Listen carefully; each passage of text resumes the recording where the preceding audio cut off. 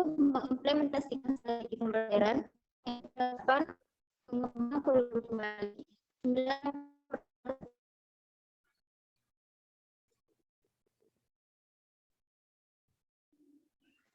Sekian dari saya.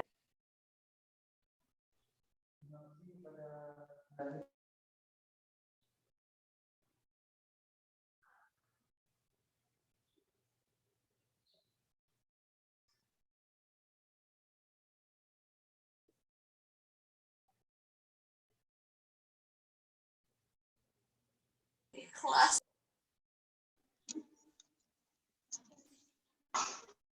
Caranya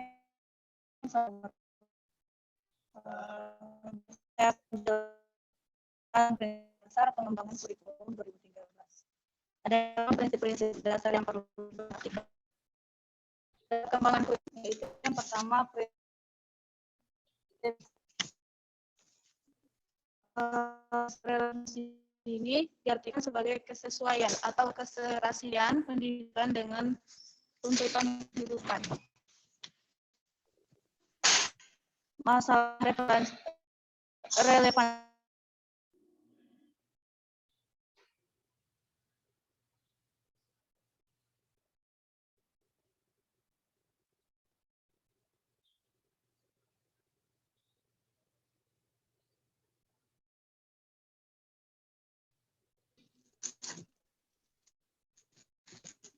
Masalah relevansi pendidikan dengan kehidupan dapat ditinjau dari beberapa aspek. Yang pertama, relevansi pendidikan dengan lingkungan hidup siswa. Yang kedua, relevansi dengan perkembangan kehidupan masa sekarang dan masa yang akan datang.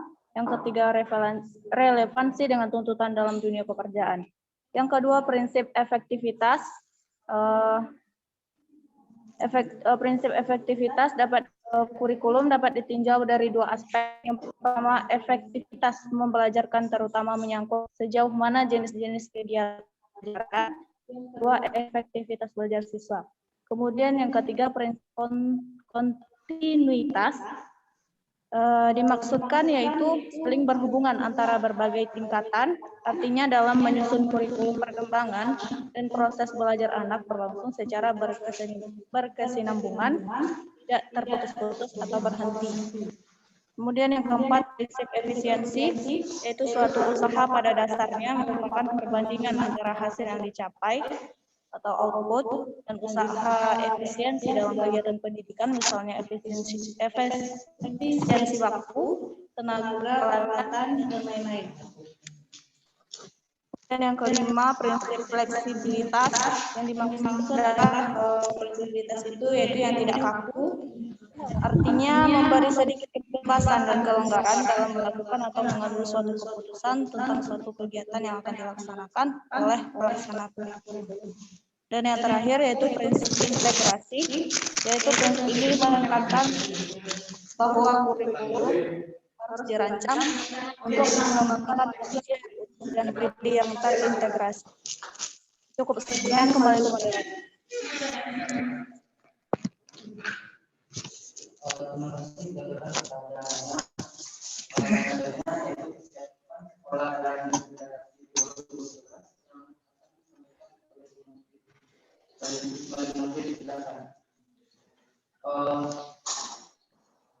Kesiapan sekolah dalam mengimplementasi kurikulum 2017 adalah bagaimana yang terdiri dari jurnal yang selain yaitu pertama penguasaan masalah kurikulum dan guru dalam mengimplementasi kurikulum. Yang kedua, kesiapan sekolah dalam mengimplementasi kurikulum. Yang ketiga, penerapan kurikulum 2012 dalam mata pelajaran ekonomi. Yang keempat, kendala yang dihadapi oleh sekolah dalam mengimplementasi kurikulum dan solusi untuk mengatasinya. Yang dari saya adalah program tentang kesiapan sekolah dalam mengimplementasi kurikulum. Baiklah. Untuk pada kita masuk pada dibuka pertanyaan Kan begitu. Semua kelompok wajib membuat pertanyaan. Ya. Nanti pemakalah memilih minimal 5 pertanyaan. Nah, cara bertanyanya boleh kalau yang di Zoom boleh diklik, diketik aja di chat atau ke WA boleh juga. Suara Anda pemakalah ada Zoom-nya satu, ada kan? Minimal 1 harus ada. Jadi usah semuanya aktif.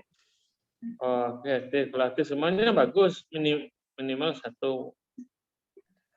Nah, nanti dipilih 5 pertanyaan terkait pengembangan kurikulum 2013. Itu. Nah, kemudian yang hadir di sini yang nampak oleh saya kan yang dalam kelas. Yang tidak hadir di dalam kelas maupun di luar kelas, tolong diklik hadir di Google Classroom. Sudah. Google Classroom itu sudah saya set absen pertemuan pertama, kedua, dan ketiga. Nah, itu. Kemudian yang memakai Zoom wajib menampakkan wajahnya. Ya, wajib memperlihatkan wajahnya. Kalau wajahnya tidak kelihatan, maka dianggap tidak kuliah. Mana tahu dia sedang mandi kan? Dia sedang main bola di lapangan. Dia pura-pura kuliah kan? Nah, masih ada yang belum itu sudah saya screenshot tadi itu di grup WA. Kemudian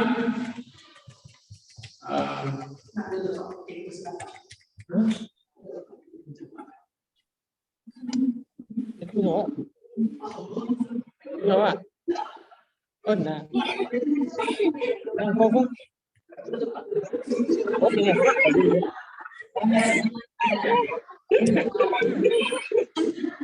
Itu jadi apa? 3.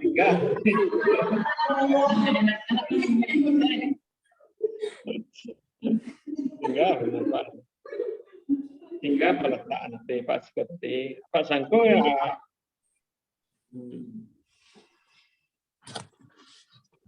Aktif semua ya videonya yang di luar. Kemudian silakan kelompok 1, 2, 3, 4 menulis yang menyampaikan secara lisan boleh ada orang saja, selebihnya tulis saja. Betul. Siapa moderatornya? Ya, silakan. Ditulis di chat saja boleh, di WA juga boleh, nanti dicatat oleh pemakalah, nanti pilih pertanyaan. Makalahnya mana untuk saya?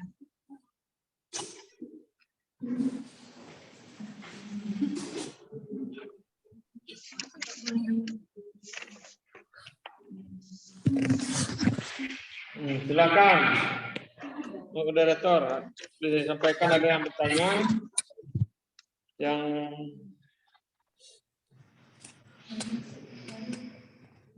ini seputar pengembangan kurikulum yang kita bahas. Mungkin ada yang belum tertulis di silabus itu apa? Ya nanti saya apakah di belakang nanti kita diskusikan ini dulu. Pengembangan kurikulum 2013. Silakan moderator ditanya, yang di dalam Zoom ada yang bertanya. Nah, itu sudah ada yang bertanya ya? Sudah ya? Oh, udah banyak. Oh, udah banyak langsung.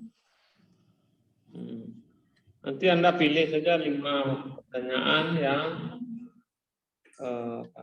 baik.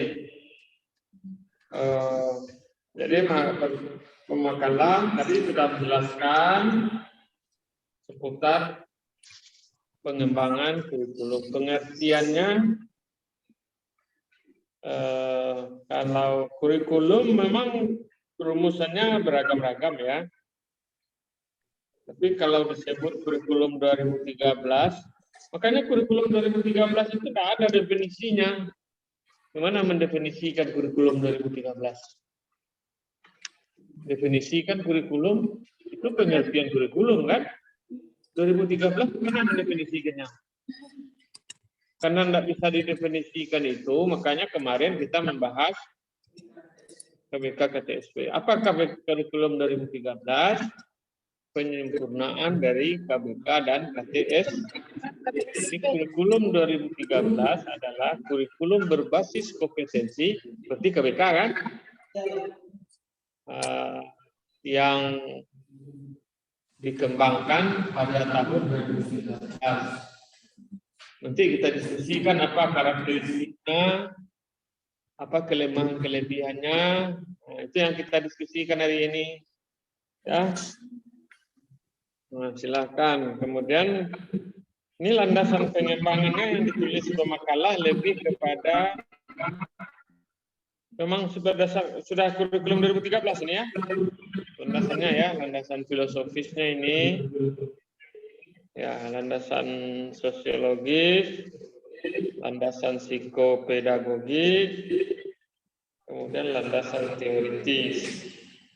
Secara teoritis ini disebut competence based education. Nah, kan ya itu pendidikan berdasarkan standar kompetensi. Nah, itu berarti kalau secara teori kurikulum 2013 berbasis kompetensi berarti dia sama dengan KBK. Jadi kalau dari segi teorinya itu disebut competence based education. Itu yang ditulis oleh pemakalah itu. Kemudian secara yuridis, secara yuridis mungkin perlu banyak penyempurnaan di sini yang belum dibuat oleh pemakalah ini. Ini yang dibuat adalah Undang-Undang Nomor 20, kemudian ada Undang-Undang Nomor 2003 tidak ada. Harusnya undang-undang ada ya, Undang-Undang Nomor 20 tahun 2003. Kemudian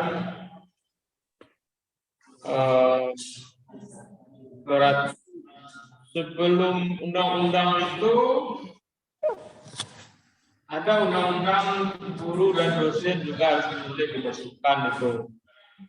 Kemudian ada peraturan pemerintah. Nah, sebelum peraturan menteri itu harus ada PP dulu.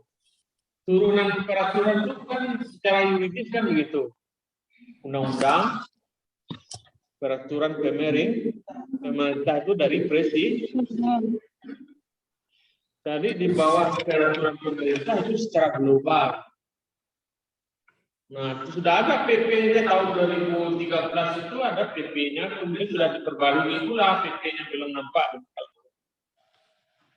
Kemudian ada peraturan menteri terkait dengan standar isi ini udah oke, cuman yang ada revisinya sudah 2 kali. Permendikbud 2016, ada Permendikbud 2016, ada Permendikbud 2018. Nah, sekarang sudah berubah-ubah, sudah mengalami banyak perubahan-perubahan Permendikbud. SKL-nya juga peraturan menteri tentang standar proses. Kalau dikaitkan dengan PAI, PMA nomor 183 harusnya dimasukkan di sini itu. Karena kita kan masuknya ke PAI, tapi karena belum masuk ke PAI, oke lah nanti kita masukkan lah. Nah, landasan 5 landasan ini lalu dikembangkanlah kurikulum 2013. Cuman di sini belum ada dasar-dasar pemikirannya, kenapa berubah ke 14, nampak secara. Nah, boleh kita diskusikan nanti. Kemudian yang belum, oke, ini dalam teori. Ini pengembangan kurikulum, ini bukan pengembangan kurikulum 2013. Ini konsep pengembangan kurikulum. langkah-langkah pengembangan kurikulum itu teori. Yang kita maksud kurikulum 2013 itu gimana cara mengembangkannya dulu. Awalnya gimana, prosesnya gimana, itu ada pengembangan kurikulum 2013, bukan pengembangan kurikulum secara umum. Itu di makalah saya nanti yang apa ya, disempurnakan ya. Sempurnakan. Pengembangan yang dimaksud adalah maksudnya pengembangan kurikulum 2013 itu yang saya maksud itu adalah kenapa dikembangkan, apa dasar pengembangannya, bagaimana mengembangkannya, lalu setelah dikembangkan apa yang berubah, itu. Nah kalau perubahan kan sudah sering ini sejak 2013, sekarang 2021, berapa tahun itu? 2013 sudah 8 tahun kan? Nah dari 8 tahun itu awalnya apa yang berubah dari KTSP? Harusnya itu yang belum nampak di makalah. Kemudian ada revisi, ada kan revisi kan? Nah kenapa ada revisi? Apanya yang direvisi? Itu tahu kita dulu. Karena kan jalan dulu nih. Tahu kita itu. Nah, itu yang harus dianalisis. Makanya nama mata kuliahnya apa? Analisis kurikulum PAI. Mungkin di buku-buku sudah saya kira sudah. Itu yang kita kembangkan jadi tulisan yang bagus. Ini di makalah lebih banyak ini langkah pengembangan kurikulum secara umum, teori pengembangan kurikulum. Tapi yang saya maksud sebenarnya itu pengembangan kurikulum 2013, dasar pengembangannya. Lalu setelah pengembangan apa perubahannya, apa ciri khasnya. Nah itu belum nampak. Ada 4 langkah pengembangan kurikulum model Roger. Nah ini teori ini sudah selesai di mata kuliah pengembangan kurikulum. Saya lagi dibahas di sini. Itu maksudnya ya. Ini menurut Weber. Ini pengembangan kurikulum menurut para ahli ini sudah selesai di Penkur. Kita sekarang apa? Ankur. Kan kalau Ankur itu mata kuliahnya apa yang terjadi sekarang. Lebih ke regulasi yang berlaku supaya Anda jadi guru tahu apa negara kita. Dari mana dibuat, siapa yang membuat, bagaimana standar kompetensi lulusannya, bagaimana standar isinya, bagaimana standar prosesnya, bagaimana metode pembelajarannya, yang dituntut dari PMA, terutama kalau PAI kan, yang dituntut oleh Permendikbud kalau PAI di sekolah, yang dituntut oleh PP, gimana standar minimalnya gimana. Nah itu yang kita diskusikan sebenarnya. Nah, ini lebih makalah lebih banyak membahas konsep, tapi ini tetap boleh dibaca, bukan ini nanti tidak dibaca juga ini. Ini menurut para ahli model Rogers, ya, menurut Olivia apa artis sinetron itu? Olivia, tahu ya? Menurut Beller, ini teori ini menurut para ahli ya. Jangan Anda tambahkan yang di kurikulum dengan kurikulum 2013 itu berbeda. Kalau kurikulum ya konsep teori umum secara kurikulum. Tapi kalau disebut kurikulum 2013, apa definisinya? Makanya panjang kita menjelaskannya. Kalau saya jelaskan apa yang Anda pahami tentang kurikulum 2013, nanti Anda jelaskan teori kurikulum, bukan itu yang saya maksud. Gimana konsep kurikulum 2013, dasar pemikirannya gimana? Tadi kan sudah ada namanya base. Di awal tadi ada landasan kompeten bahasa Indonesia. Ini saya mengulasnya sambil Anda mencari jawabannya. Sudah ada. Dimulai nanti. Saya mengulas saja. Ini prinsipnya ini. Apapun perubahan kurikulum kalau ini boleh sama ini ya. mau KTSP, mau apa, prinsip pengembangan kurikulum itu, kalau kita ingin merubah kurikulum harus relevan. Relevans ya. Relevansi itu ada relevansi internal, ada eksternal. Apa bedanya tuh? Komponen kurikulum. Kalau eksternal, pemazaman kebutuhan antara kebutuhan masyarakat. Nah itu, nah harusnya kan dijelaskan di sini apa relevansinya kurikulum 2013 dengan kebutuhan masyarakat. Apa relevansinya? Nah itu sebenarnya harusnya dijelaskan.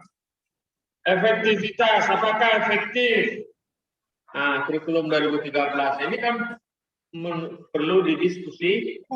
Apakah sudah efektif apa belum ini? Kurikulum 2013 ini kenapa sampai berubah-ubah? Ada revisi 1, revisi 2, ya kan kabarnya nanti sekira beberapa tahun lagi kurikulum 2013 kita selesai kita. Nah, kita masuk kepada kurikulum era baru 4.0 apa? 4.0 revolusi industri 4.0 dan revolusi society 5.0. Gimana kurikulumnya itu? Saya kira di 2 tahun ke depan ini sudah goodbye pula kita ke kurikulum 2013. Saya perkiraan saya ya. Tetapi kita memahami dasar pemikirannya, pengembangannya, perubahannya apa itu yang penting. Paham ya? Nah itu. Prinsip efektivitas, kontinuitas kurikulum harus berkelanjutan. Tidak boleh merubah kurikulum hari ini langsung saja kurikulum baru. Tidak ada. Makanya kurikulum 2013 bukan kurikulum baru, tapi kontinuitas, kelanjutan dari KBK dan KTS. Nah, kita orang-orang PAI, orang tarbiyah harus paham itu.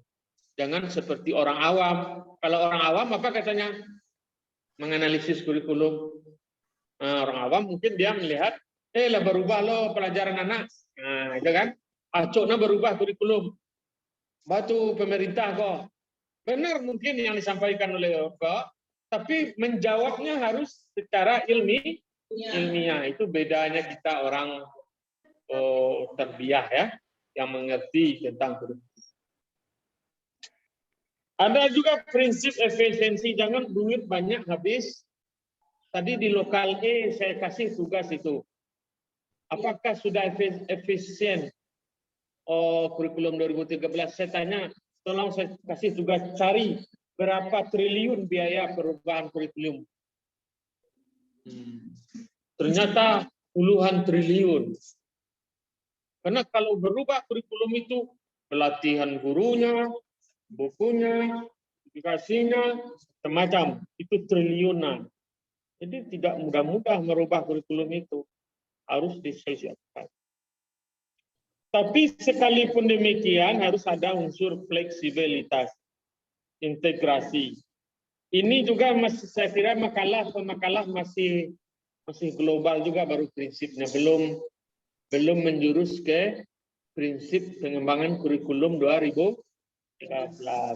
Itu yang saya kira kesiapan sekolah ini ada beberapa kesiapan penguasaan kepala sekolah. Oke, ini oke lah ini.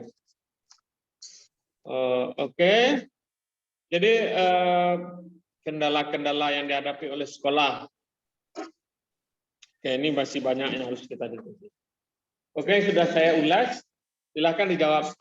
Itu. Jangan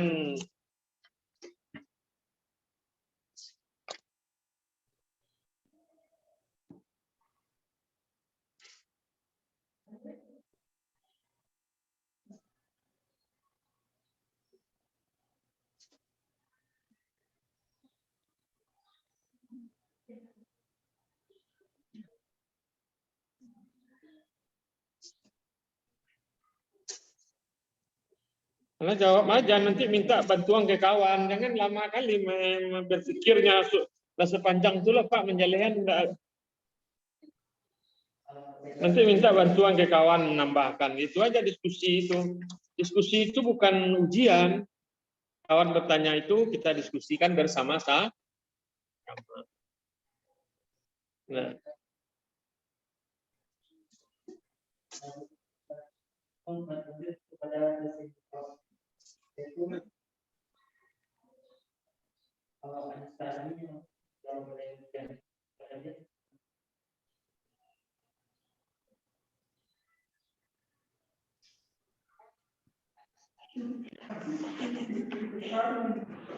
Baiklah, assalamualaikum warahmatullahi wabarakatuh.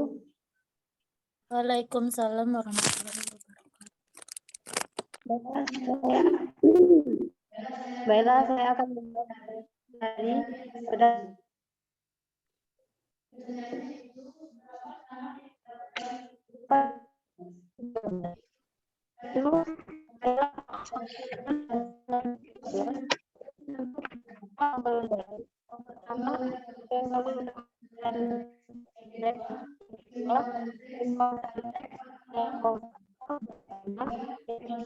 pembuatan teks secara Assalamualaikum warahmatullahi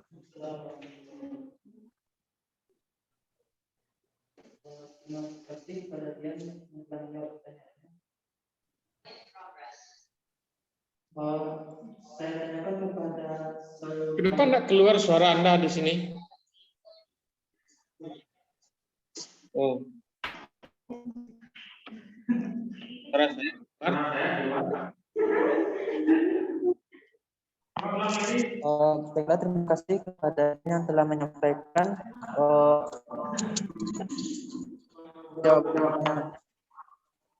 Saya tanyakan kepada saudari Anisati, apakah sudah memahami atau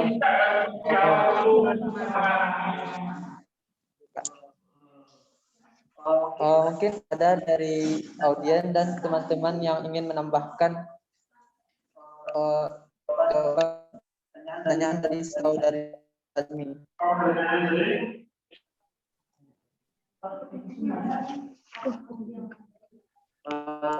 Yaitu tahapan yang terdapat dalam kurikulum 2013. Izin menanggapi. Baik, kepada saudara Hernan, silakan.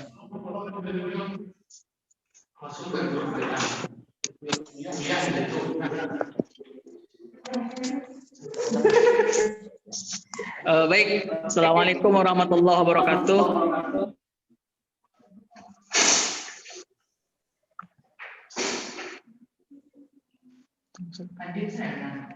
Baik, perkenalkan nama saya Herna Pratama, 2119-184. Saya akan menambahkan sedikit jawaban dari pertanyaan saudari Anissa Azmi yang bertanya apa saja tahap yang ada dalam kurikulum 2013. Yang pasti tahap awal itu pasti perencanaan dan penyusunan dahulu. Karena yang namanya setiap dalam pembuatan atau pasti ada yang namanya penyusunan, ada yang namanya pembuatan, dirumuskan bersama-sama oleh tim ahli. Misal, dalam mata kita contohkan di PAI. Nah, untuk menerbitkan PMA nomor 183 tahun 2019, nah itu butuh tim untuk merumuskan kurikulum. Contoh, dalam mata pelajaran fikih, apa yang dirumuskan? Misalkan materi kelas 7, apa saja komponen-komponen kurikulumnya, apa saja materinya, bagaimana medianya, bagaimana strateginya. Setelah dirumuskan, barulah dituangkan ke dalam bentuk tulisan, dalam bentuk peraturan. Nah, kita contohkan tadi ke dalam PMA 183 tahun 2019. Di dalam PMA itu sudah disebutkan KI-nya, KD-nya. Nah, diturunkan lagi ke dalam indikator-indikator. Kemudian selanjutnya apa lagi? Selanjutnya setelah dirumuskan, nah, kemudian lalu dilakukan namanya sosialisasi. Nah, jadi setiap ada pergantian kurikulum, meskipun kurikulum 2013 direvisi berkali-kali, itu harus ada di seperti semacam diberitahu kalau dalam bahasa kitanya, dia tahu ke guru-guru bahwasanya ada pergantian kurikulum, ini PMA-nya, ini strateginya, ini metodenya dan segala macam. Habis itu pelaksanaan bagaimana proses mengajar di kelas, bagaimana proses pembelajarannya, diskusi dan segala macam, baru nanti tahap terakhirnya tahap evaluasi. Nah, di kurikulum 2013 sudah berapa kali terjadi evaluasi dan sudah berapa kali terjadi pergantian revisi kurikulum. Nah, sehingga khusus yang di PA ini sudah ada 2 kali revisi. Yang pertama kurikulum 2013 revisi 2014 sesuai PMA-nya. Kemudian di tahun 2019 diganti lagi dengan PMA 183, 184. Mungkin dari saya terima kasih. Assalamualaikum warahmatullahi wabarakatuh.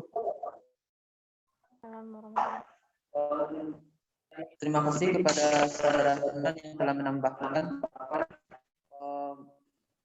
Mungkin ada lagi dari audien dan teman yang ingin menambahkan jawaban dari pertanyaan saudari Azmi.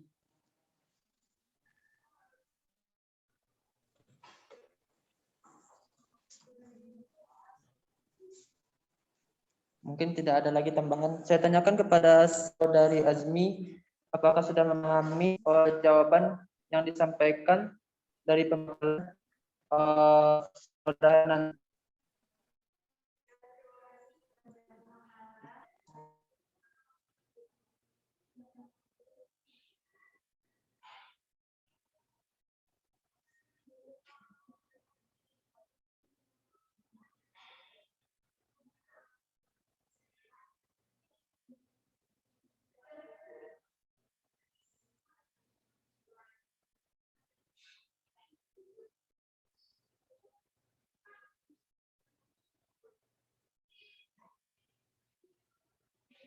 Pertanyaan Amel yang akan dijawab oleh saudari Dia.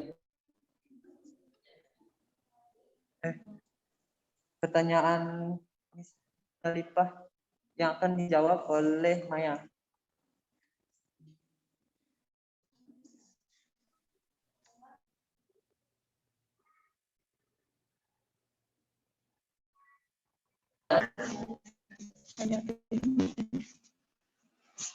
Baiklah, saya akan menjawab pertanyaan dari saudari Musdalifah.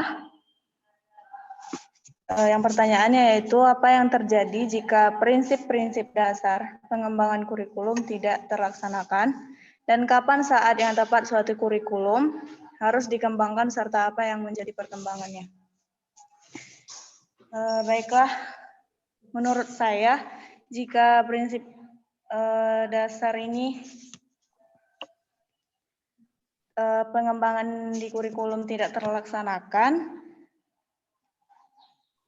karena kan prinsip dasar yang paling dasar itu kan dalam sebuah kurikulum bisa dikatakan sebagai rohnya sebuah kurikulum. Jadi apabila prinsip ini tidak terpenuhi dalam sebuah kurikulum, maka kurikulum tersebut tidak ada artinya atau tidak bermakna.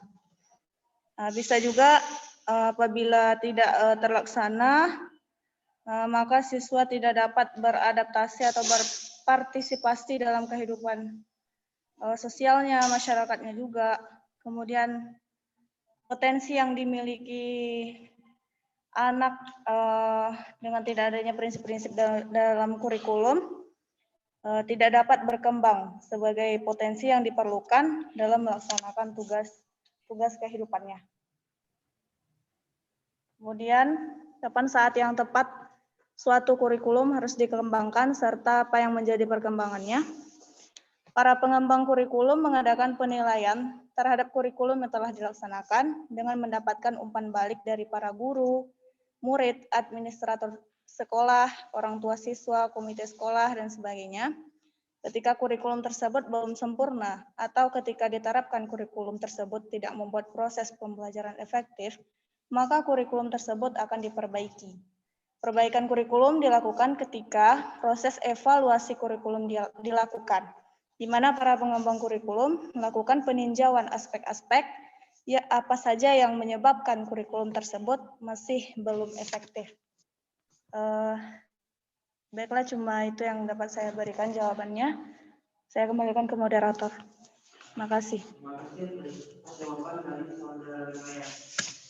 Untuk penambahan adakah penambahan jawaban dari audien dan teman-teman kalian?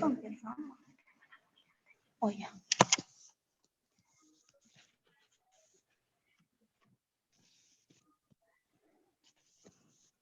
Ini yang di rumah ada yang menambahkan nggak? Yang daring, yang di kos. Nah, ini masih ada yang terbuka videonya. Ini yang tidak terbuka video ini dianggap aja.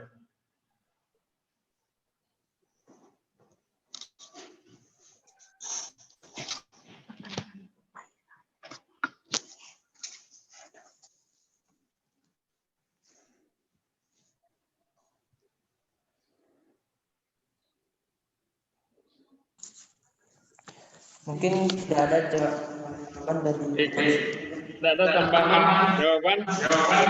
Saya menambah ya. pada Bapak di sebelah. Tadi diskusinya mengenai prinsip ya. Prinsip tidak terlaksana. Kalau prinsipnya tidak terlaksana, tidak jadi dia. Karena prinsip itu tolak ukur ya. Tolak ukur. Atau apa namanya, bisa menjadi indikatornya juga ya. Kalau makan itu yang prinsip apa di situ? Kenyang kan? Mengenyangkan kan? Ala yang lain. Yang saja. Lama, murah, bergizi. Ya kan? Kalau apa jenis makanannya tidak persoalan. Yang penting mengenyangkan. Ya kan? Kurikulum itu kalau prinsipnya tidak terpenuhi, kalau kita makan dia tapi tidak mengenyangkan, dia tidak makanan jadinya. Itulah pentingnya prinsip itu. Jadi prinsip itu apa namanya, yang melandasi lah ya, yang mendasari seluruh aspek kurikulum itu, seluruh komponen kurikulum itu yang melandasinya apa? Itulah prinsip. Kalau tadi disebut prinsipnya pertama apa tadi, relevan. Kalau antara kurikulum itu tidak relevan, tujuannya lain, materinya lain, kacau enggak itu? SKL-nya ini, standar isinya lain pula. Tujuannya siswa dapat membaca ayat surat Al-Fatihah dengan baik. Materinya adalah surat Al-Baqarah, baru jauh bedanya tuh. Surat Al-Baqarah sepanjang itu kan. Apanya yang guru tuh? IKD-nya lain. Itu tidak relevan. Kalau tidak relevan, apa yang terjadi? Kurikulum itu tidak bisa dilaksanakan. Nah, jadi prinsip itu menjadi tolak ukur ketepatan, kesesuaian, atau tolak ukur kesempurnaan sebuah kurikulum.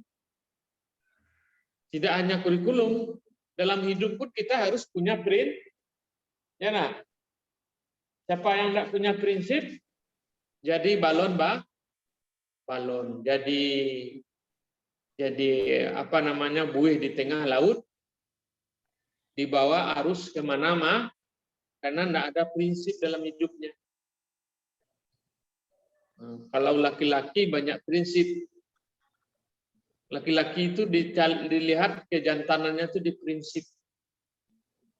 Tapi banyak laki-laki yang banyak prinsip, tapi yang mengamalkannya kurang. Ya kan? Jadi prinsip. Jadi kalau tidak punya prinsip, itu namanya apa? Kalau orang tidak punya prinsip, apalah namanya itu? Kalau tidak punya prinsip, hidupnya nggak ada.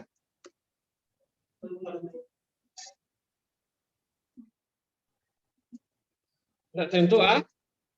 Dia seperti buih di lautan, tidak jelas Nggak ada pegangannya itu. Prinsip itu kayak itulah.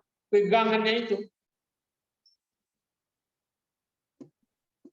Prinsip itu pegangannya itu. Dan kan kuliah, orang kuliah awak. Kuliah itu ada prinsip awak dalam hati awak. Punya prinsip. Saya kuliah ini, prinsip saya ingin menambah ilmu pengetahuan, merubah pola pikir. Tidak nampak orang kuliah, awak kuliah itu orang tidak punya prinsip. Beko kawan malih kuliah, awak malih lo. Ini yang sakus kan? Kalau kawannya malih, kuliahnya malih lo, itu tanda orang tidak punya prinsip. Tanda orang tidak punya prinsip. Jadi awak itu punya pegangan dalam hidup. Nah, kurikulum pun juga begitu. Dia harus ada yang mengikatnya. Sehingga dia bisa dilaksanakan. Nah, itulah beberapa prinsip. Tapi prinsipnya ini prinsip umum yang dibuat oleh makalah ini. Relevan, harus fleksibel, harus apa lagi? Ada tadi ya. Efektivitas, efisien. Nah, efisien itu murah ya. Dan pitih habis banyak. Istilah rawak itu. Pitih habis ya namanya. Istilahnya itu ya. Pitih habis tambah anak lah. Pitih habis tambah anak lah. Tidak apa namanya, tidak efisien. Kalau efektif tidak capai tujuh, tidak sampai kepada sasaran. Efektif atau tidaknya dia mencapai itu. Kalau efisien, anggarannya murah, hasilnya bagus, itu yang efisien. Kalau bisa perubahan kurikulum pun tidak pakai biaya. Kalau bisa. Tapi ternyata bacaan saya 7 triliun. Sekali merevisi itu 7 triliun, 8 triliun. Ada yang 10 triliun. Nah, habis hasilnya tidak baik. Makanya prinsip ini harus dipegang. Siapa yang memegang prinsip ini? Semua kelompok.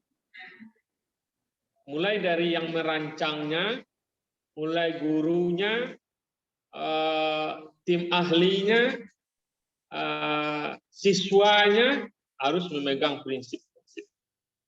Tapi kalau dalam pengembangan tentu para kalau kurikulum nasional tentu tim yang ditunjuk dalam mengembangkan kurikulum. Dia harus memegang prinsip. Kalau prinsip ini tidak ada, maka ini boleh dibatalkan, protes.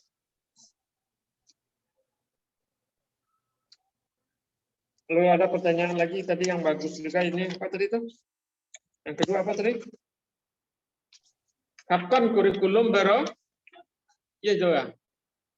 Kapan kurikulum itu berubah atau dikembangkan? Nah itu pertanyaannya bagus itu. Menarik itu. Kan ada dalam itu yang pertanyaan yang dicari itu. Bukan pertanyaan. Apa yang dimaksud itu? Pertanyaan. Hot. Pertanyaan hot. Hot itu apa? Head order thinking skill. Pertanyaan tingkat tinggi. Ini pertanyaannya kan sederhana. Kapan kurikulum itu berubah? Kapan? Nah, bagaimana menganalisisnya itu? Kalau saya tanya ujian nanti gimana? Kenapa kurikulum berubah?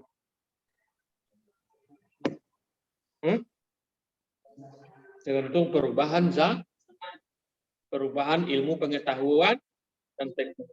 Karena kalau berkembang ilmu, berkembang teknologi, maka kebutuhan kompetensi pekerjaan berkembang. Nah, ketika kompetensi berkembang, maka orang yang mau diproduk itu harus menyesuaikan dengan kompetensi. Begitu kan? Kalau dulu orang yang dituntut orang itu mengajar itu cukup bawa pena saja satu, pensil. Ngajarnya mana? Nggak perlu, pokoknya ada materinya, dah terserah lah materi. Sekarang enggak, kurikulum itu nasional. Harus dibuat RPP-nya. Sekarang dulu belajar itu tatap muka full. Sekarang campur. Ya kan? Nah, kalau campur gimana cara mengajarnya? Nah, orang yang dibutuhkan yang bisa menyesuaikan diri dengan perubahan itu. Maka untuk melahirkan orang yang bisa seperti itu, siapa yang merubahnya? Kurikulum. Maka kurikulum harus menyesuaikan. Nah, itu saya kira jawabannya yang tepat dan disampaikan oleh pemakaian. Perkembangan zaman, kebutuhan masyarakat. Sekarang pesantren, kalau tidak menyesuaikan dengan kebutuhan masyarakat, ditinggalkan orang. Sekarang sekolah SD, ada yang dari SMP, SMA sini, tunjuk tangan. SMP, SMA, SMK. Ada banyak dari SMK kelihatannya. Oh, kok KPAI kalian kuliah?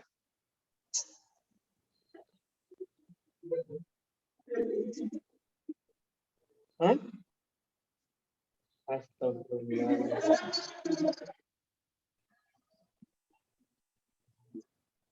Hah? Lu pandai baca Quran? Guru PAI udah pandai baca Quran, Bang.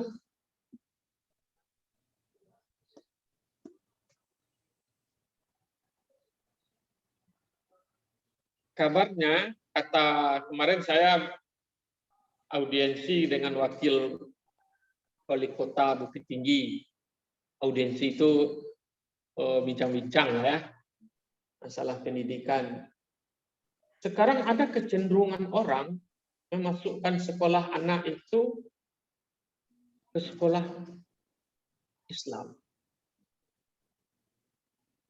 ketimbang sekolah SMP. Lebih baik masuk ke madrasah minimal pada sekolah SD itu biar membayar daripada masuk ke SD negeri tidak bayar.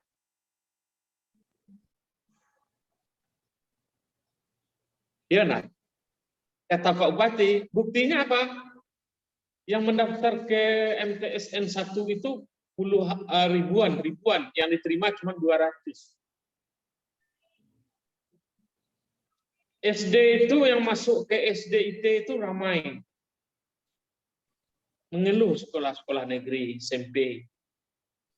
Kenapa? SD umum itu tidak diminati orang. Kenapa tidak diminati orang? Orang sudah memahami anak SD itu harus pondasi agamanya harus kuat. Jadi kata Pak Bupati, belilah sekolah ya itu cek di Garigi itu cek Pak Wakil Wali Kota. Sekolah labor, sekolah sanawiyah, sekolah Islam.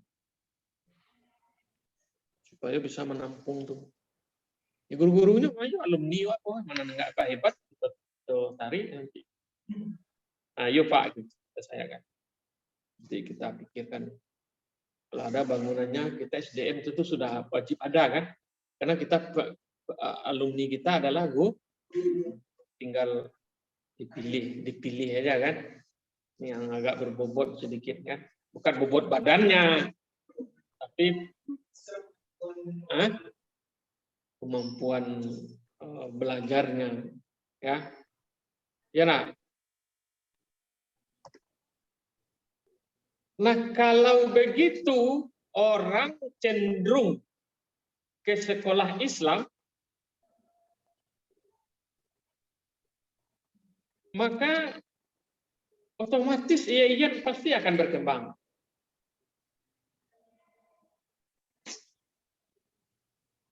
Orang pasti mencari, sekalipun guru di SD itu guru bahasa Indonesia, minimal dia paham agama.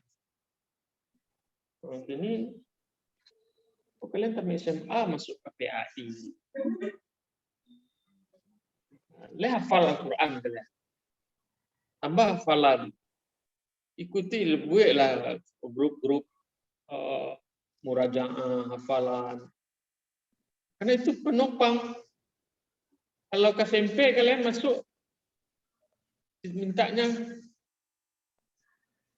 selain pandai guru PAI, apa skill keagamaan yang lain. Nah, kebutuhan masyarakat itu jadi dia merubah kurikulum nanti. Gitu. Paham ya? Jadi itu. Jadi kapan kurikulum dikembangkan? Bagaimana mengembangkannya itu ada teori-teorinya tadi sudah dibahas oleh Pak Kalam. Tinggal kita menyesuaikan mana teori yang lebih deh. Dalam S2 itu makanya penelitian pengembangan itu ini yang dipakai teori-teori ini. Pengembangan bahan ajar, kalau saya di disertasi saya sederhana saja, pengembangan bahan ajar bernuansa multikultural di SMA. Nah, pakai model pengembangan mana? Ada 4 tadi. Model mana kita pakai? Dibuat kurikulum itu. Dibuat bahan ajarnya, jadi dibuat bukunya. Nah, itulah pekerjaan kita sebenarnya yang berat.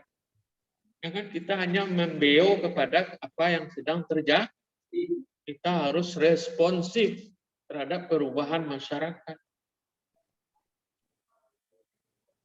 Nah, kalau sekolah SD negeri, SMP negeri itu tidak berubah, saya pastikan nanti akan ditinggalkan oleh orang.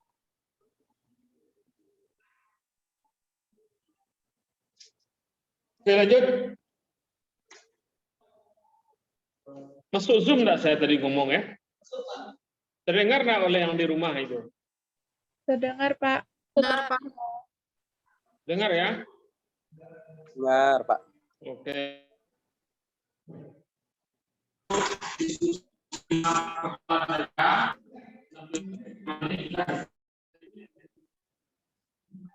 Baiklah, lanjut pada pertanyaan yang ketiga, yaitu pertanyaan dari Saudari Marisa yang akan dijawab oleh Saudari Melani. Kepada Saudari Melani, silakan.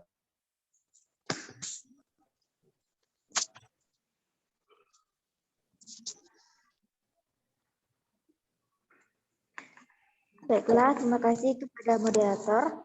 Baiklah, saya akan mencoba menjawab pertanyaan dari Saudari Marisa, yaitu dalam keadaan sekarang ini adanya COVID-19 dan pembelajaran sebagian besar dilakukan dengan daring. Apakah penerapan kurikulum 2017 dapat berjalan dengan efektif dan efisien? Menurut kami, kurang pada saat sekarang ini proses belajar mengajar dilakukan secara daring. Walaupun ada sebagian sekolah yang sudah tatap muka, tapi hanya sebagian kecil. Nah, karena banyak sekolah-sekolah yang masih sekolah daring, banyak masalah yang timbul, contohnya kendala dari jaringan atau tidak adanya laptop, HP, ataupun paket data dari siswa. Dan apabila siswa tidak memiliki fasilitas seperti HP, bagaimana proses belajar itu bisa terjadi? Sedangkan di kurikulum 13, siswa untuk mandiri guru hanya sebagai fasilitator. Oleh karena itu, menurut kami penggunaan kurikulum 13 pada saat ini kurang efektif. Sekian dari saya.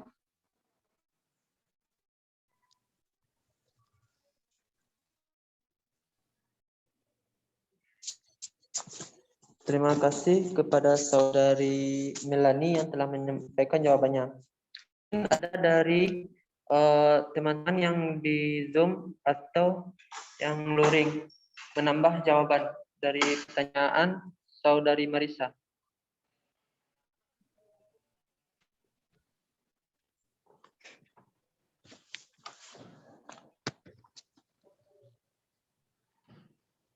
Mungkin tidak ada tambahan jawaban. Kayak di rumah ini banyak yang tidur saya lihat belajar.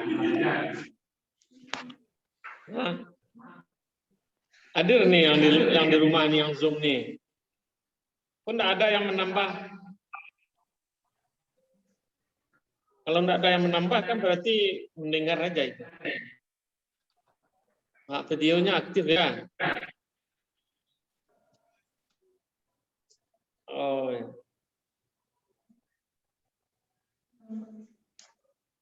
Apa pertanyaannya, coba diulang lagi?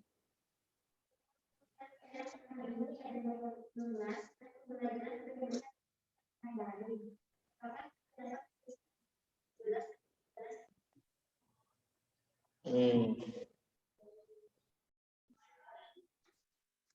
itu?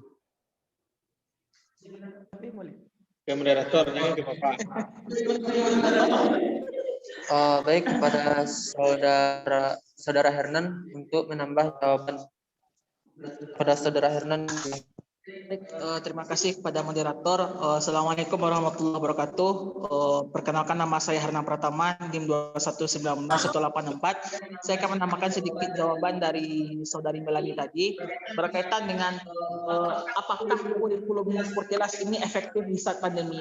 Nah, belajar dari setengah tahun pandemi ini kita sudah dihadapkan dengan pembelajaran daring. Nah, pemerintah pun sebenarnya sudah berusaha untuk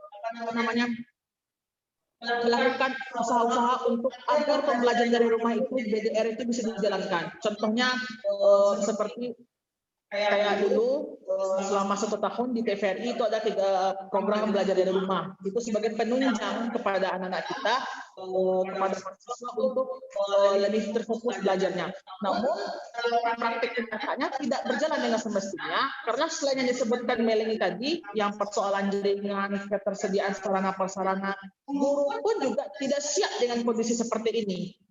Nah, kenapa saya bilang dari gurunya? Kalau dari segi apanya, dari segi laptop dan segala macam itu mungkin bisa diantisipasi dan bisa diminimalisir. Tapi kalau gurunya yang tidak siap, nah itu akan fatal akibatnya. Kenapa? Karena maaf dikata, selama saya memperhatikan siswa belajar daring itu cenderung lebih banyak tugas, enggak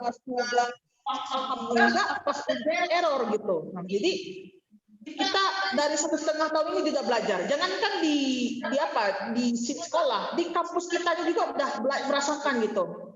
1,5 tahun belajar dari siswanya nggak paham, hasil belajar tidak maksimal. Nah, maka SKB 3 Menteri terakhir, Menteri Pendidikan minta kepada seluruh wilayah yang berada di level PPKM 1-3 itu pembelajaran dan perkuliahan itu tetap buka dengan protokol kesehatan yang ketat. Dan itu berharap apa? Agar guru kembali siap bertemu dengan siswa, guru siap untuk memberikan materi, transfer of knowledge, dan guru siap untuk memberikan strategi, memberikan metode yang tidak bisa diberikan pada saat daring.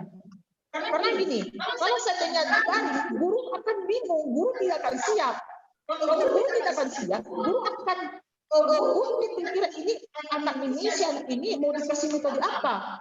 Mau dikasih metode brainstorming tidak bisa, mau dikasih ceramah pun tidak efisien, sistem mungkin ada yang ngantuk. Dikasih diskusi, alasan jaringan. Banyak sekali problema yang guru menjadi dilema. Maka melalui pembelajaran yang sekarang sudah kembali mulai penting, diharapkan guru siap gitu. Dan yang diharapkan efektivitas kurikulum 2013 bisa pembelajaran hybrid ini, pembelajaran hybrid itu menjadi lebih maksimal. Nah, itu saja dari saya. Terima kasih. Assalamualaikum warahmatullahi wabarakatuh. Terima kasih kepada saudara Hernan yang telah menambahkan jawabannya. Kepada saudari Marisa, apakah sudah memahami penjelasan dari pemakalah dan audiens tadi? Dengan dijawab oleh saudari Melani, ditambahkan oleh saudara Hernan, insya Allah saya paham. Terima kasih.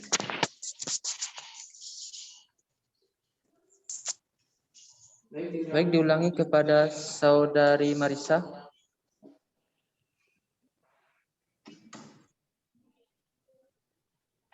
Terima kasih kepada moderator.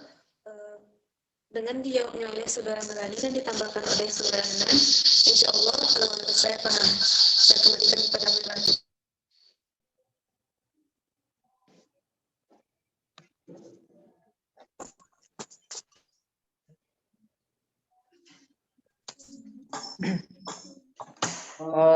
Terima kasih kepada saudari Marisa yang memahami. Selanjutnya pertanyaan yang keempat, yaitu pertanyaan dari saudari Aisyah yang akan dijawab oleh saya sendiri. Di mana pertanyaannya itu, apakah kurikulum 2013 sudah terlaksana dengan baik atau tidak? Menurut saya, kalau untuk pendidikan sekarang ini mungkin belum terlaksana dengan baik. Itu diakibatkan faktor dari pola daring yang terjadi pada hari ini. Jadi penerapan kurikulum 2013 itu tidak terlaksana dengan baik. Mungkin itu tambahan dari jawaban dari saya.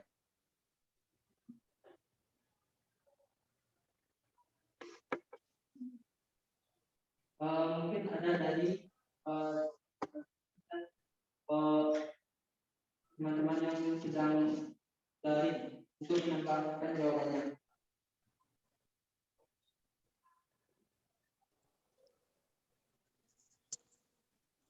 Saya ulangi lagi, apakah teman-teman yang sedang online atau yang kalian yang hadir pada hari ini untuk menambahkan jawabannya?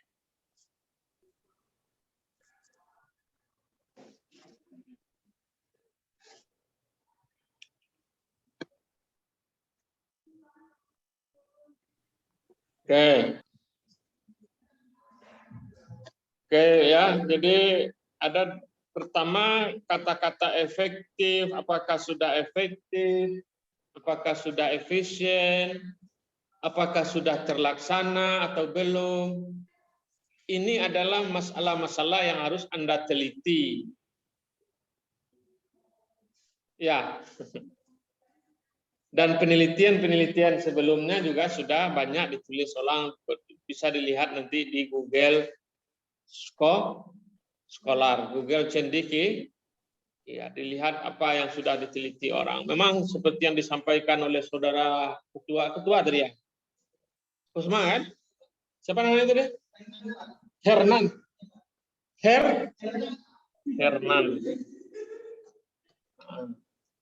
Ya, memang banyak minusnya daripada plusnya. Tidak hanya dari segi mahasiswa dan siswanya, dari segi gurunya juga kewalahan menghadapi kondisi yang seperti itu. Jadi kalau plusnya banyak ya, kalau minusnya ya paket mata. Saya sekarang leher saya sedang terapi selama 1 bulan ini ke rumah sakit terapi panas. Karena pengaruh ke bahu saya ini. Karena lama menetap posisi yang tidak baik. Anda yang lama memain HP, dalam kuliah buku main HP lu di kos. Nah, itu minusnya tuh. Yang harus diantisipasi. Jadi dikurangi main HP ini kecuali untuk kuliah. Kalau enggak nanti bisa dapat penyakit. Karena kita sudah dicecar selama setahun ini, kan? Penyakit itu minusnya. Tapi plusnya banyak juga daring ini. Lebih efektif kalau pakai sistem. Kalau dengan sistem ya tidak pakai WA. Seperti yang dikatakan tadi, kasih tugas, bukan itu. Ya.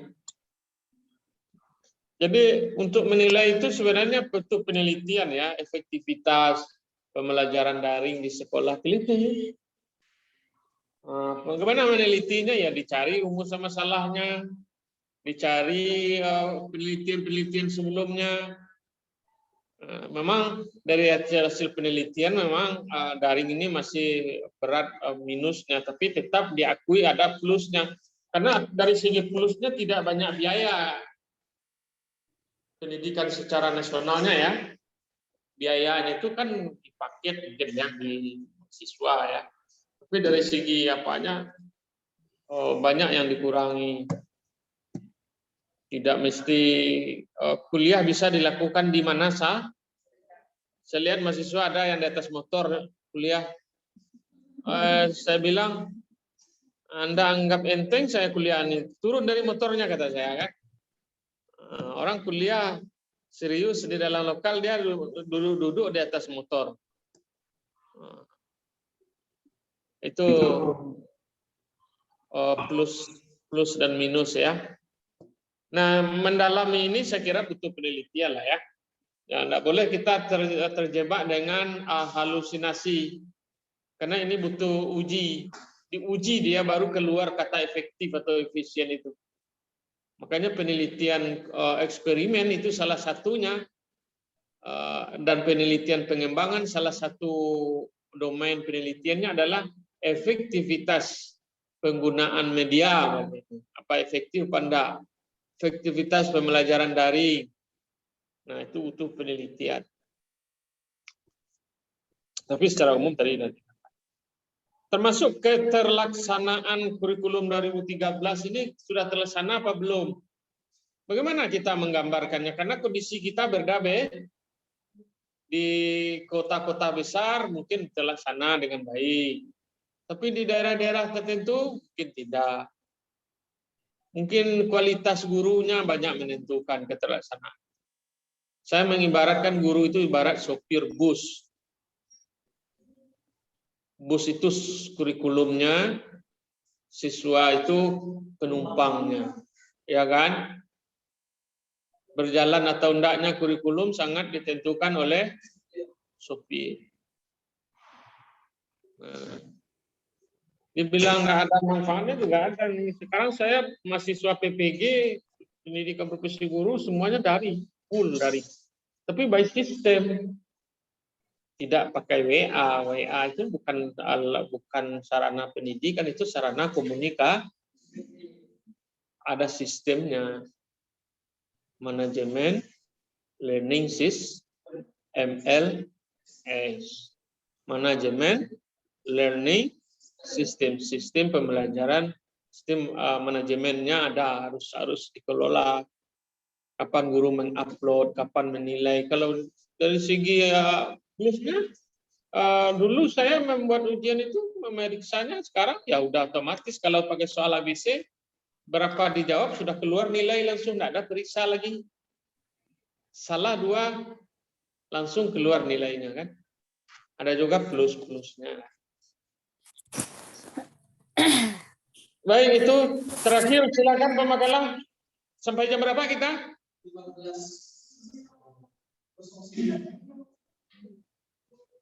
15:09. Silakan. Baiklah, terima kasih kepada Pak Charles yang telah menambahkan. Untuk jawab pertanyaan yang terakhir, yaitu pertanyaan dari saudari Amel yang akan dijawab oleh saudari Maya. Pada saudari Maya dipersilakan.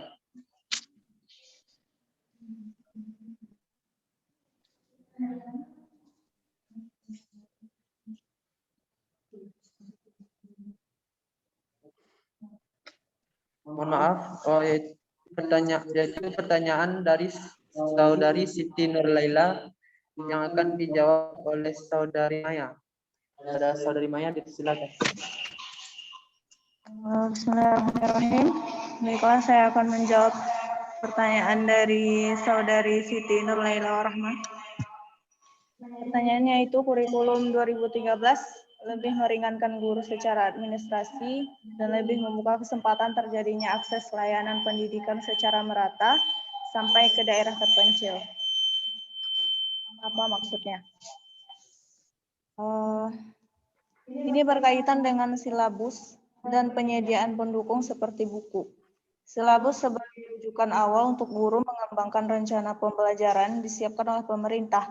Jadi guru tinggal menggunakan dan mengembangkan sesuai kondisi masing-masing. Hal ini bukan berarti membatasi peluang kreativitas guru, justru sebaliknya. Dengan ini maka guru mempunyai ruang dan waktu yang cukup untuk mengembangkan kreativitas dan inovasinya melalui pembuatan media, alat peraga, dan merancang skenario moda-moda pembelajaran aktif lainnya. Nah, untuk guru SD juga tidak akan kesulitan dalam menyusun silabus yang berbasis tema karena sudah disiapkan oleh pemerintah buku untuk pegangan guru maupun siswa yang berbasis tema. Jadi di SD siswa tidak perlu membawa banyak buku dari sekian mata pelajaran, tetapi cukup membawa buku tematik.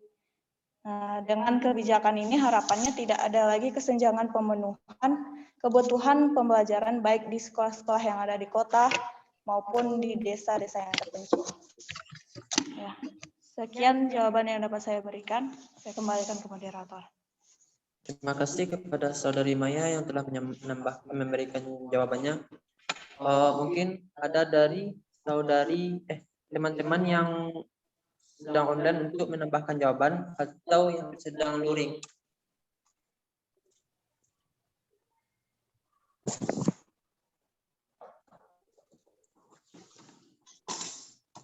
Mungkin tidak ada tambahan jawaban kepada Bapak Charles. Silahkan untuk menambahkan jawabannya. Apa pertanyaannya tadi?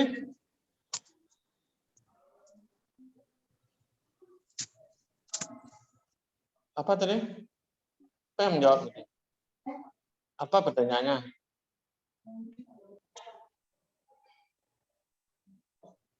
Kelompok berapa?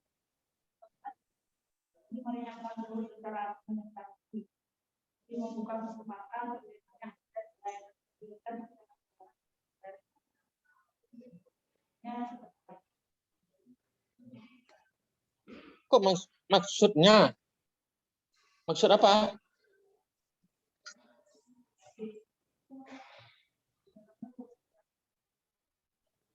Iya, meringankan guru. Itu apa lagi?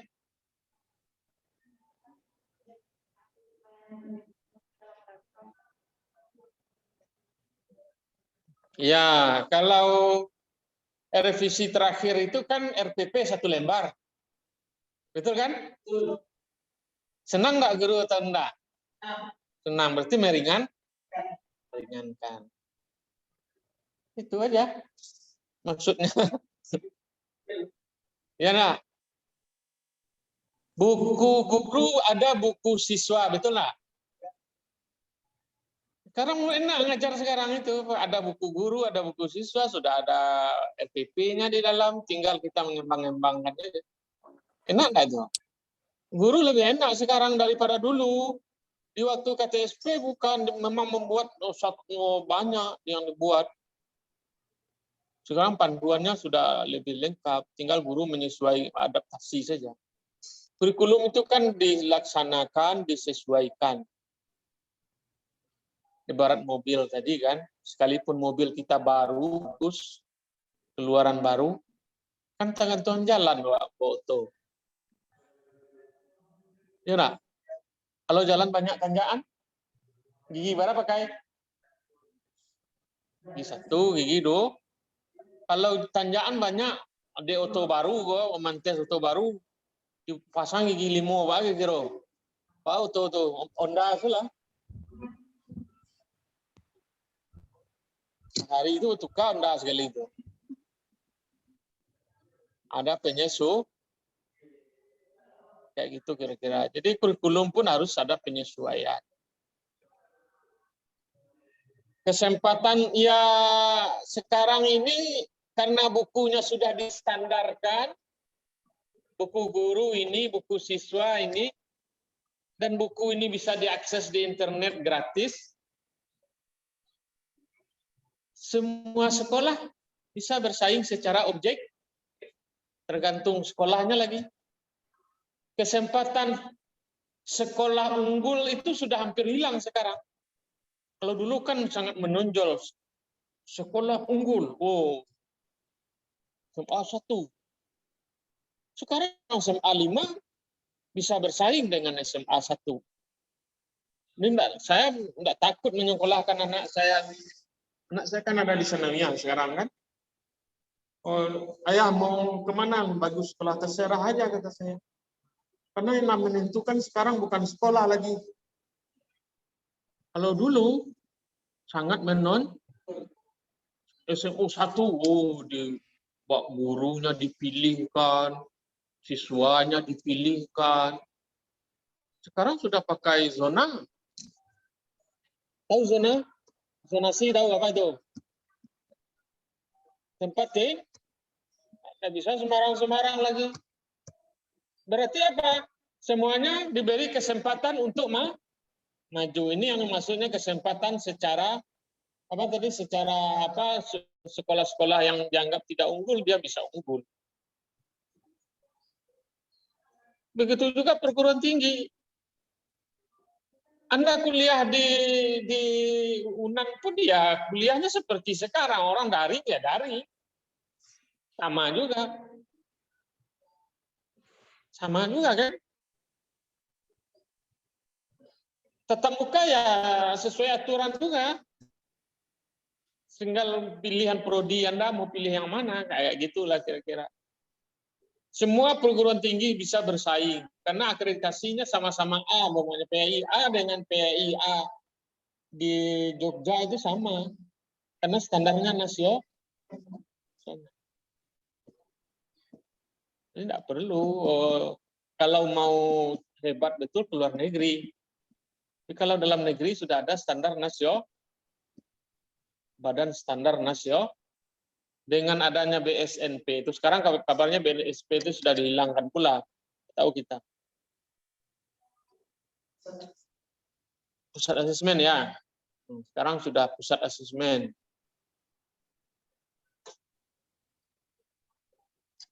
Baik, saya kira itu kuliah kita. Ada 5 pertanyaan yang tidak terjawab tadi.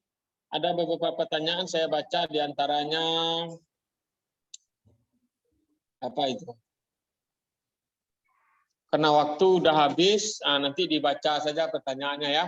Pertanyaan-pertanyaan yang dibuat itu harus dibaca juga oleh kita, ya. Kenapa harus dibaca? Bisa saja pertanyaan itu perlu kita dalami, bisa menjadi rumusan penelitian. Ya, nah, Anda sudah semester 5 itu harus banyak bertanya, banyak mengamati, banyak membaca. Kalau sudah semester 5 masih menonton sinetron juga baru nanti kawan wisuda awak hari ini paham dong. Yang di Zoom juga begitu. Walaupun memanfaatkan waktu sebaik-baik mungkin. Pertanyaan-pertanyaan yang saya minta masing-masing kelompok itu adalah pertanyaan yang sebagian bisa didalami melalui penelitian. Contohnya tadi pertanyaan bagaimana keterlaksanaan itu pertanyaan penelitian itu. Apakah sudah efektif efisien itu pertanyaan penelitian itu. Harusnya Anda baca pertanyaan itu juga perlu ditulis. Semua mahasiswa menulis semua pertanyaan yang dilontarkan kawan itu. Karena pertanyaan itu bermakna untuk memperdalam materi. Kalau makalahnya oke, ini bisa disimpan, dibawa, dibaca lagi. Tapi yang belum tentu yang ini yang saya tanya, karena mata kuliahnya analisis. Yang begitu ya. Bisa saja yang ditanyakan kawan-kawan di grup saya tanya nanti kan. Nah, makanya setiap pertanyaan yang dibuat kawan buat rekap, catat oleh pemakalah, oleh semua. Baik, demikian pas jam 3 lewat 10 menit, lewat 1 menit. Kita cukupkan demikian sampai bagaimana? Ada bisa ditukar kuliahnya selain hari Rabu? Ini kan bisa diskusikan sekarang. Oh, tidak. Oke lah. Oke ya, saya terima kasih dari saya. Gimana moderator? Hah? Hah? Oh, langsung Bapak tutup. Oke, terima kasih kepada pemakalah yang sudah mempresentasikan, yang sudah saya beri masukan juga makalahnya apa kekurang-kurangannya. Kekurang-kurangan itu kita cari bersama untuk bahan pendalaman materi. Ya, cuman ada tugas satu bagi Anda sekarang. Salah satu pertanyaan di grup ini. Kenapa direvisi berulang-ulang K13 itu? Apa yang mendasarinya? Coba dicari itu. Pertanyaan itu nanti saya buatkan di Google Classroom, dibuat komentarnya di bawah. Tugas pribadi namanya. Apa pertanyaannya? sering direvisi, revisi. Apa yang berubah dari revisi itu? Kenapa berubah? Oke, syukran. Sampai jumpa minggu depan. Baca-baca makalahnya, didalami buku-buku lain. Kalau ada yang terkait dengan penelitian, dikembangkan jadi proposal peneliti. Terima kasih. Assalamualaikum warahmatullahi wabarakatuh. Waalaikumsalam warahmatullahi wabarakatuh. Waalaikumsalam.